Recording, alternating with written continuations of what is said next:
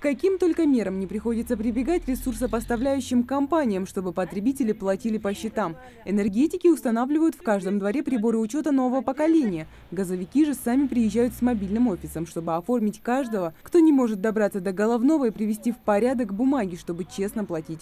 Сотрудники Карабулакского водоканала решили провести рейд в священный месяц поста. Примерно задолженность населения за потребленную воду составляет около 28 миллионов. Данное рейдовое мероприятие направлено не на принудительное взыскание этих долгов.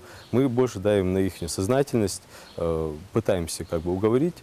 Дело в том, что на сегодняшний день наше предприятие имеет большую задолженность перед электропоставляющими организациями, потому что ежемесячно нам приходится за добытую воду оплачивать за электричество около 10 миллионов.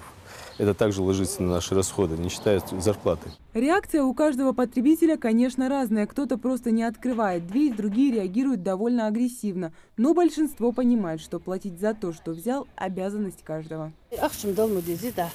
Газа, света, заранее,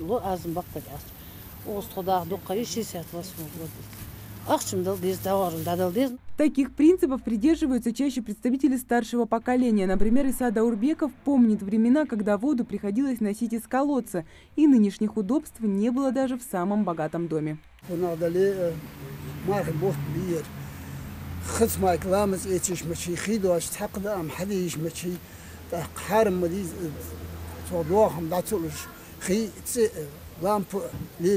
Тяжелее всего приходится контролерам, которые занимаются сбором платежей. Кто-то встречает их добрым словом, а бывают и неплательщики, чью сознательность не разбудить ни словом, ни делом. Но Лида Бокова ко всем старается относиться с пониманием.